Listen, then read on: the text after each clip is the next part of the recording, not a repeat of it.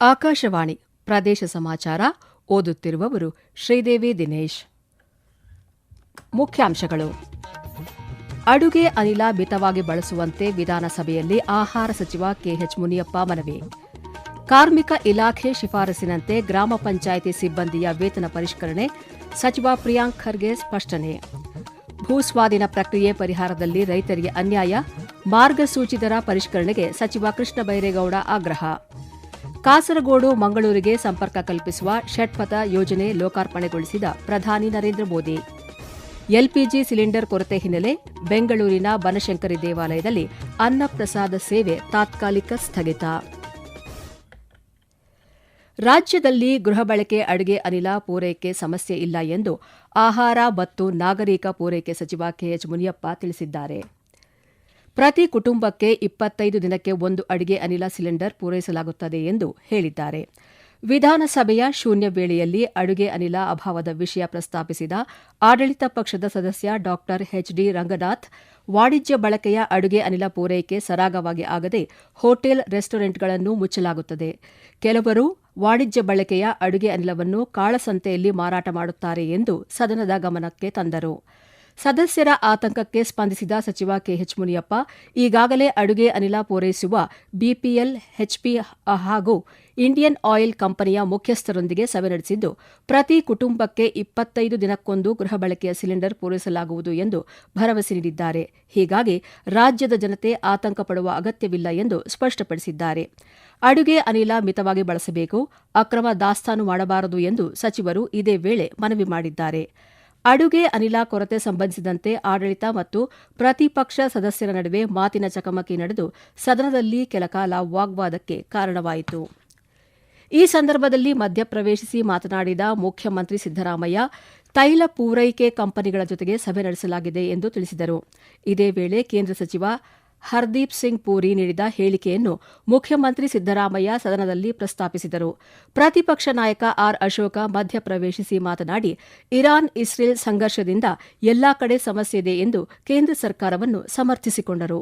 ಈ ಸಮಯದಲ್ಲಿ ಆಡಳಿತ ಮತ್ತು ಪ್ರತಿಪಕ್ಷಗಳ ಸದಸ್ಯರ ನಡುವೆ ಮಾತಿನ ಚಕಮಕಿ ನಡೆದು ಗೊಂದಲದ ವಾತಾವರಣ ಉಂಟಾಯಿತು. ಈ ವೇಳೆ ಮಧ್ಯಪ್ರವೇಶಿಸಿ ಮಾತನಾಡಿದ ಸಚಿವ ಕೆಎಚ್ ಮುನಿಯಪ್ಪ, ಈ ಸಮಯದಲ್ಲಿ ಗ್ರಾಹಕರು ಸಹಕರಿಸಬೇಕು ಎಂದು ತಿಳಿಸಿದರು. ಆಸ್ಪತ್ರೆ, ಹಾಸ್ಟೆಲ್ಗಳಿಗೆ ಸಿಲಿಂಡರ್ ಪೂರೈಸಲಾಗುವುದು ಎಂದು ತಿಳಿಸಿದ ಅವರು, ಹೋಟೆಲ್ ಹಾಗೂ ಕಲ್ಯಾಣ ಮಂಟಪದ ಮಾಲೀಕರು ಸಹಕರಿಸಬೇಕು ಎಂದು ಮನವಿ ಮಾಡಿದರು. ರಾಜ್ಯದ ಗ್ರಾಮ ಪಂಚಾಯಿತಿ ಸಿಬ್ಬಂದಿಗಳಿಗೆ ಕನಿಷ್ಠ ವೇತನ ನೀಡುವ ಸಂಬಂಧ ಕಾರ್ಮಿಕ ಇಲಾಖೆಯು 2025ರಲ್ಲಿ ಕನಿಷ್ಠ ವೇತನ ದರ ಪರಿಷ್ಕರಿಸಲು ಕರಡು ಅಧಿಸೂಚನೆ ಹೊರಡಿಸಿದ್ದು, ಆಕ್ಷೇಪಣೆಗಳನ್ನು ಆಹ್ವಾನಿಸಲಾಗಿದೆ ಎಂದು ಗ್ರಾಮೀಣಾಭಿವೃದ್ಧಿ ಮತ್ತು ಪಂಚಾಯತ್ ರಾಜ್ ಸಚಿವ ಪ್ರಿಯಾಂಕ್ ಖರ್ಗೆ ತಿಳಿಸಿದ್ದಾರೆ. ವಿಧಾನಸಭೆ ಪ್ರಶ್ನೋತ್ತರ ಕಲಾಪದಲ್ಲಿ ಶೃಂಗೇರಿ ಶಾಸಕ ರಾಜೇಗೌಡ ಟಿಡಿ ಕೇಳಿದ ಪ್ರಶ್ನೆಗೆ ಉತ್ತರಿಸಿದ ಸಚಿವ ಪ್ರಿಯಾಂಕ್ ಖರ್ಗೆ, ವೇತನ ಪರಿಷ್ಕರಣೆ ಸಂಬಂಧ ಕಾರ್ಮಿಕ ಇಲಾಖೆ ಅಂತಿಮ ಅಧಿಸೂಚನೆ ಹೊರಡಿಸುವುದು ಬಾಕಿಯಿದೆ. ಅಂತಿಮ ಅಧಿಸೂಚನೆ ಹೊರಡಿಸುತ್ತಿದ್ದಂತೆ ಕಾರ್ಮಿಕ ಇಲಾಖೆ ಶಿಫಾರಸಿನಂತೆ ವೇತನ ಪರಿಷ್ಕರಣೆ ಮಾಡಲಾಗುವುದು ಎಂದು ಸದನಕ್ಕೆ ಮಾಹಿತಿ ನೀಡಿದ್ದಾರೆ. ಎಸ್ಸಿ, ಎಸ್ಪಿ, ಟಿಎಸ್ಪಿಗೆ ಬಜೆಟ್ನಲ್ಲಿ ಘೋಷಿಸಿದ ಹಣ ಬೇರೆ ಇಲಾಖೆಗೆ ಹಂಚಿಕೆ ಮಾಡಿದರೂ ಅದನ್ನು ಪರಿಶಿಷ್ಟ ಸಮುದಾಯಕ್ಕೆ ವಿನಿಯೋಗ ಮಾಡಲಾಗುತ್ತಿದೆ ಎಂದು ಸಮಾಜ ಕಲ್ಯಾಣ ಸಚಿವ ಎಚ್ಸಿ ಮಹದೇವಪ್ಪ ವಿಧಾನಸಭೆಯಲ್ಲಿ ತಿಳಿಸಿದ್ದಾರೆ.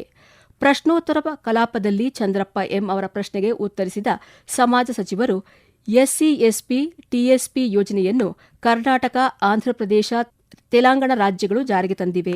ಈ ಕಾನೂನು ಜಾರಿಗೆ ಬಂದ ಮೇಲೆ ಪರಿಶಿಷ್ಟ ಸಮುದಾಯದ ಜನಸಂಖ್ಯೆಗೆ ತಕ್ಕಂತೆ ಬಜೆಟ್ನಲ್ಲಿ ಹಣ ಮೀಸಲಿಡಲಾಗುತ್ತದೆ. ಹೀಗೆ ಮೀಸಲಿರಿಸಿದ ಹಣವನ್ನು ಬೇರೆ ಬೇರೆ ಇಲಾಖೆಗೆ ನೀಡಿದರೂ ಆ ಇಲಾಖೆ ಮೂಲಕ ಪರಿಶಿಷ್ಟ ಸಮುದಾಯದ ಕಲ್ಯಾಣಕ್ಕೆ ವಿನಿಯೋಗಿಸಲಾಗುತ್ತದೆ ಎಂದು ಸ್ಪಷ್ಟಪಡಿಸಿದ್ದಾರೆ.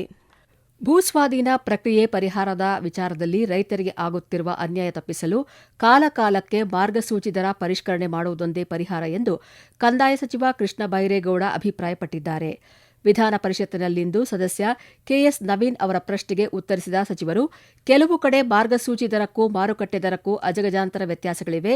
ಕೆಲವೆಡೆ ಭೂಮಿ ಮಾರ್ಗಸೂಚಿ ದರ 2 ಲಕ್ಷವಿದ್ದರೆ ಮಾರುಕಟ್ಟೆ ಮೌಲ್ಯ 70ರಿಂದ 80 ಲಕ್ಷವಿದೆ. ಇದು ಕಪ್ಪು ಹಣದ ವಹಿವಾಟಿಗೂ ಕಾರಣವಾಗಿದೆ. ರೈತರಿಗೆ ನ್ಯಾಯಬದ್ಧ ಪರಿಹಾರ ನೀಡಲು ಮಾರ್ಗಸೂಚಿ ದರ ಪರಿಷ್ಕರಣೆಯೊಂದೇ ಪರಿಹಾರ ಎಂದು ಸ್ಪಷ್ಟಪಡಿಸಿದ್ದಾರೆ. ಪ್ರದೇಶ ಸಮಾಚಾರ ಕೇಳುತ್ತಿದ್ದೀರಿ.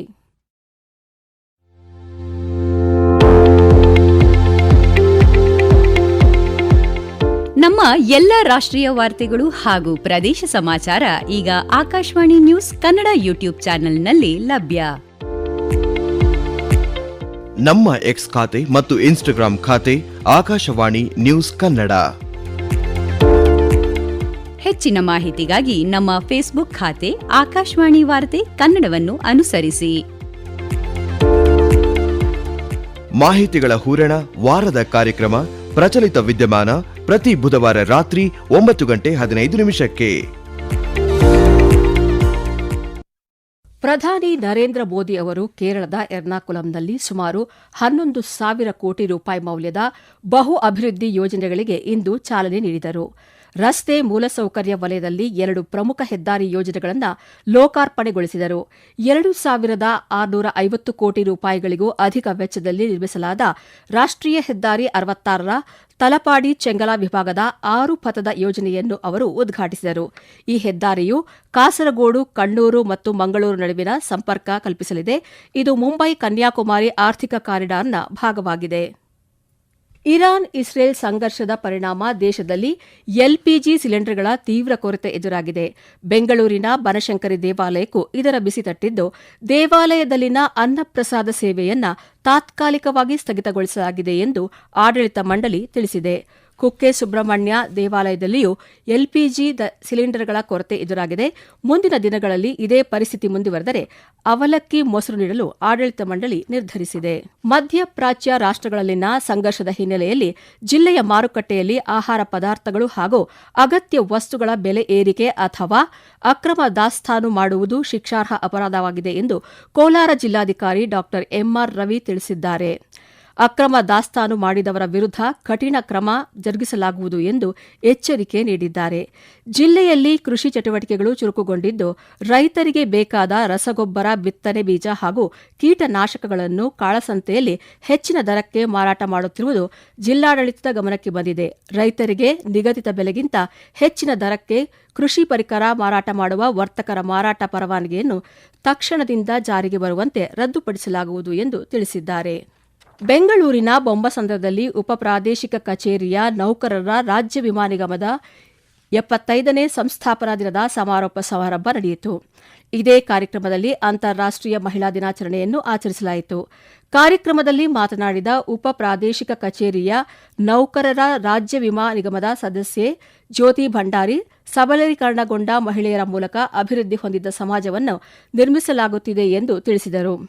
ಗ್ರಾಮೀಣ ಭಾಗದ ಮಹಿಳೆಯರಿಗೆ ಸ್ವಯಂ ಉದ್ಯೋಗ ಕಲ್ಪಿಸಲು ಆರಂಭಿಸಿರುವ ಉದ್ಯೋಗಿನಿ ಯೋಜನೆಯಡಿ 9,000 ಮಂದಿ ಅರ್ಜಿ ಸಲ್ಲಿಸಿದ್ದು, ಅದರಲ್ಲಿ 470 ಮಂದಿಯನ್ನು ಆಯ್ಕೆ ಮಾಡಲಾಗುವುದು ಎಂದು ಮಹಿಳಾ ಮತ್ತು ಮಕ್ಕಳ ಕಲ್ಯಾಣ ಸಚಿವೆ ಲಕ್ಷ್ಮೀ ಹೆಬ್ಬಾಳ್ಕರ್ ತಿಳಿಸಿದ್ದಾರೆ. ವಿಧಾನಸಭಾ ಸದಸ್ಯ ಸಿದ್ದು ಸವದಿ ಪ್ರಶ್ನೆಗೆ ಉತ್ತರಿಸಿದ ಸಚಿವೆ ಲಕ್ಷ್ಮೀ ಹೆಬ್ಬಾಳ್ಕರ್, ಪ್ರತಿ ವಿಧಾನಸಭಾ ಕ್ಷೇತ್ರದಲ್ಲಿ 4 ರಿಂದ 5 ಮಂದಿ ಫಲಾನುಭವಿಗಳನ್ನು ಆಯ್ಕೆ ಮಾಡಲಾಗುತ್ತದೆ. ಕೆಲವು ಶಾಸಕರಿಂದ ಫಲಾನುಭವಿಗಳ ಆಯ್ಕೆ ವಿಳಂಬವಾಗುತ್ತಿದೆ ಎಂದು ಹೇಳಿದ್ದಾರೆ. ಉದ್ಯೋಗಿ ಯೋಜನೆಯಡಿ ಆಯಾ ವಿಧಾನಸಭಾ ಕ್ಷೇತ್ರದ ಫಲಾನುಭವಿಗಳ ಸಂಖ್ಯೆ ಹೆಚ್ಚಿಸುವುದರ ಜೊತೆಗೆ ಯೋಜನೆಯ ನಿಯಮಗಳನ್ನು ಇನ್ನಷ್ಟು ಸರಳೀಕರಣಗೊಳಿಸಲಾಗುವುದು ಎಂದು ತಿಳಿಸಿದ್ದಾರೆ. ಬ್ರಹ್ಮಶ್ರೀ ನಾರಾಯಣಗುರು ಅಭಿವೃದ್ಧಿ ನಿಗಮವನ್ನು ಕಂಪನಿ ಆಕ್ಟ್ನಲ್ಲಿ ನೋಂದಣಿ ಮಾಡಲಾಗಿದ್ದು, ನಾರಾಯಣ ಕೋಶದಲ್ಲಿದ್ದ 10 ಕೋಟಿ ರೂಪಾಯಿಯನ್ನು ನಾರಾಯಣಗುರು ಅಭಿವೃದ್ಧಿ ನಿಗಮಕ್ಕೆ ವರ್ಗಾವಣೆ ಮಾಡಲಾಗಿದೆ ಎಂದು ಹಿಂದುಳಿದ ವರ್ಗಗಳ ಖಾತೆ ಸಚಿವ ಶಿವರಾಜ್ ತಂಗಡಗಿ ವಿಧಾನಸಭೆಗೆ ಮಾಹಿತಿ ನೀಡಿದ್ದಾರೆ. ಸಚಿವರ ಉತ್ತರದಿಂದ ತೃಪ್ತರಾಗದ ಬಿಜೆಪಿ ಸದಸ್ಯರಾದ ಸುನೀಲ್ ಕುಮಾರ್, ಸುನೀಲ್ ಶೆಟ್ಟಿ, ಕಾಂಗ್ರೆಸ್ನ ಬೇಳೂರು ಗೋಪಾಲಕೃಷ್ಣ ಸಮಾಜದಲ್ಲಿ ಸುಧಾರಣೆ ತಂದ ಬ್ರಹ್ಮಶ್ರೀ ಶ್ರೀನಾರಾಯಣ ಗುರುಗಳ ಅಭಿವೃದ್ಧಿ ನಿಗಮಕ್ಕೆ ಕನಿಷ್ಠ 100 ಕೋಟಿ ರೂಪಾಯಿ ನೀಡಬೇಕು ಎಂದು ಒತ್ತಾಯಿಸಿದ್ದಾರೆ. ಸುರೇಶ್ ಶೆಟ್ಟಿ ಮಾತನಾಡಿ, ಕುಲಕಸುಬು ಇಲ್ಲದೆ ಗುಳೆ ಹೋಗುತ್ತಿರುವ ಈಡಿಗ, ಬಿಲ್ಲವ, ನಾಮದಾರಿ, ದಿವರು ಸಮುದಾಯದವರಿಗೆ ಸೇಂದಿ ಇಳಿಸಲು ಅವಕಾಶ ನೀಡಬೇಕು. ಬ್ರಹ್ಮಶ್ರೀ ನಾರಾಯಣಗುರು ಅಭಿವೃದ್ಧಿ ನಿಗಮಕ್ಕೆ 500 ಕೋಟಿ ರೂಪಾಯಿ ನೀಡಬೇಕು ಎಂದು ಮನವಿ ಮಾಡಿದರು. ಕೊನೆಯಲ್ಲಿ ಮತ್ತೊಮ್ಮೆ ಮುಖ್ಯಾಂಶಗಳು. ಅಡುಗೆ ಅನಿಲ ಮಿತವಾಗಿ ಬಳಸುವಂತೆ ವಿಧಾನಸಭೆಯಲ್ಲಿ ಆಹಾರ ಸಚಿವ ಕೆಎಚ್ ಮುನಿಯಪ್ಪ ಮನವಿ. ಕಾರ್ಮಿಕ ಇಲಾಖೆ ಶಿಫಾರಸಿನಂತೆ ಗ್ರಾಮ ಪಂಚಾಯಿತಿ ಸಿಬ್ಬಂದಿಯ ವೇತನ ಪರಿಷ್ಕರಣೆ, ಸಚಿವ ಪ್ರಿಯಾಂಕ್ ಖರ್ಗೆ ಸ್ಪಷ್ಟನೆ. ಭೂಸ್ವಾಧೀನ ಪ್ರಕ್ರಿಯೆ ಪರಿಹಾರದಲ್ಲಿ ರೈತರಿಗೆ ಅನ್ಯಾಯ, ಮಾರ್ಗಸೂಚಿ ದರದಲ್ಲಿ ಪರಿಷ್ಕರಣೆಗೆ ಸಚಿವ ಕೃಷ್ಣ ಬೈರೇಗೌಡ ಆಗ್ರಹ.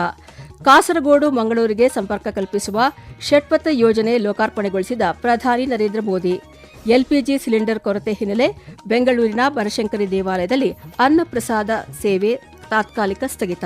ಇಲ್ಲಿಗೆ ಪ್ರದೇಶ ಸಮಾಚಾರ ಮುಗಿಯಿತು. ನಮ್ಮ ಮುಂದಿನ ವಾರ್ತಾ ಪ್ರಸಾರ ಸಂಜೆ 6:40 ನಿಮಿಷಕ್ಕೆ.